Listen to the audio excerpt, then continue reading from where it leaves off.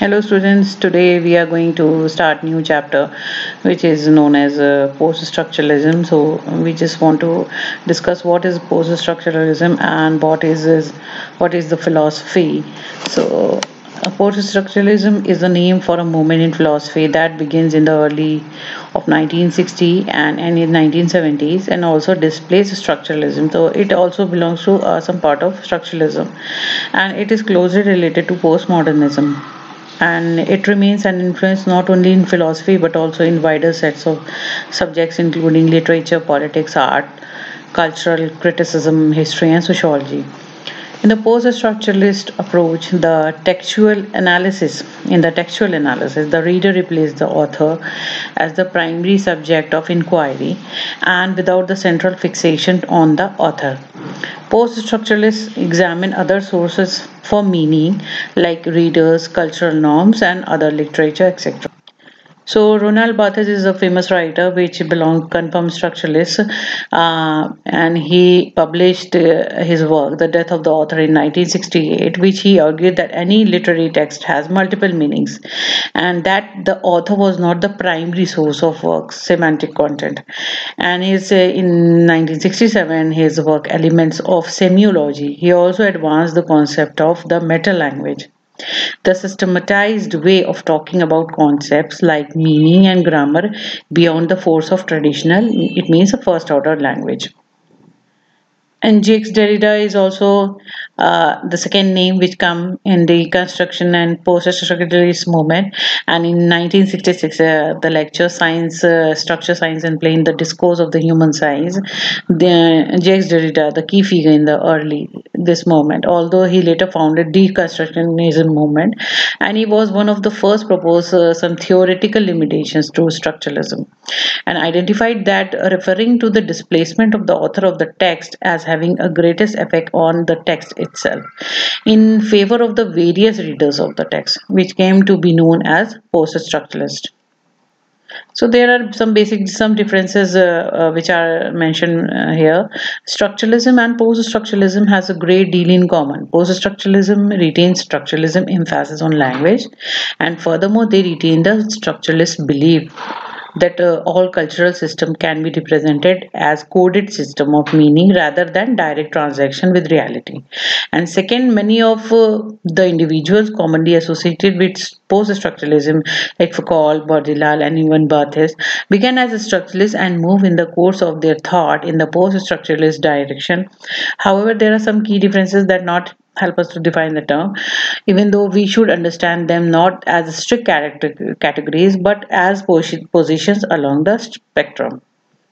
So there are some differences between structuralism and post-structuralism. Like structuralism is a literary theory and it can be related with the text and make study of text, study the underlying structure of the text and underlying hidden things of the text. And post-structuralism is the response to structuralism, the rejection of the self-sufficiency of structures, and it is closely related to postmodernism. And study must be done on the base of the knowledge. So there are two types of difference that can be differentiate the theory. The one is theoretical and second is practical difference. And the differences between structuralism and post-structuralism is the theoretical, which can be further modified like origin, tone, style, and attitude to language, and project by. And in theoretical difference, origins like structuralism derives from linguistics, data collect systematically, logical deduction, and able to find reliable conclusions, believe in system methods and reasons, and able to establish a reliable truth. Whereas in post-structuralism, it derives from philosophy.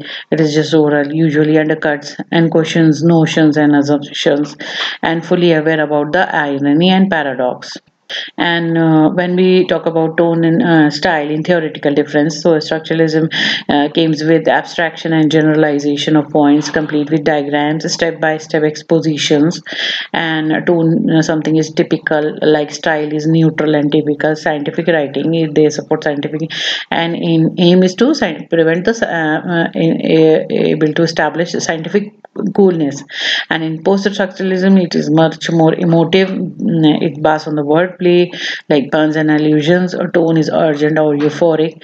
Style is showy or flashy, and aim is to and engage warmth with the readers and with the audience. So puns make a play on words, use words comically to create several uh, possible meaning. This is the meaning of the word puns. And in theoretical differences, the attitude to language in structuralism, the linguistic medium, it should be on the linguistic medium, and it has no orderly system. It is not based on choice, and it is used to think and to perceive. And in post-structuralism, language is a thread, reality is textual, not achieving any knowledge through language, and it is not fully control of the language, and it is basically a metaphorical base of words and is used to deconstruct a text.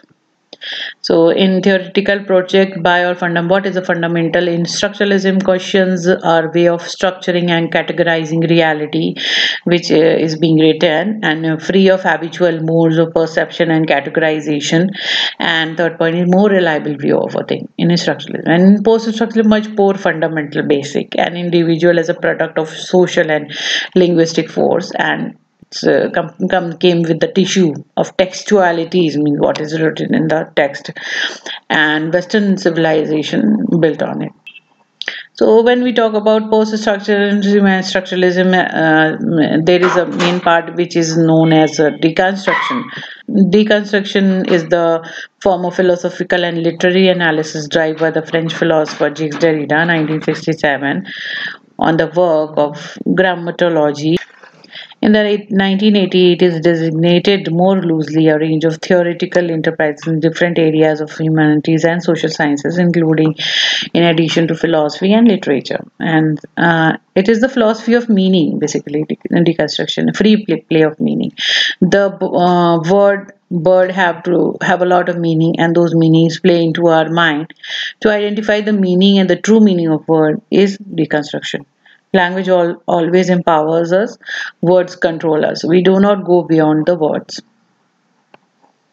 If we consider one superior, then it means we have already considered one inferior. Superiority of one thing and inferiority of one that thing always come together. It is always goes on changing. We do not have general view like binary opposition of superiority and inferiority, which has been mentioned are as follows. Majority has power positions and controls others, and minority suffers, faces many problems. The way people use words become more important, and deconstruction help us to understand silence voices, ignored things which are left out. Deconstruction changes our way of looking towards different things and our perspectives. The things which arise after the first thing redefines the previous and the first thing. Idea becomes ideology, meanings are given in the context. The idea of signifier and signified comes. Words have different meanings. In written words, meaning dies. The spoken words are more textualized. Written things are judged and examined by the readers. So this is basically the evaluation of the things written by various authors and evaluation of what is hidden behind the text. So reader are the main judge of what is written beyond the words and what are the exact meanings of the context and the idea that has been written in the particular format which the author has wrote. So it depends on different things and perspectives of the reader and the mind of the reader as well. So I hope you like this slide, and I hope you like the presentation, and please subscribe to my channel, and thank you.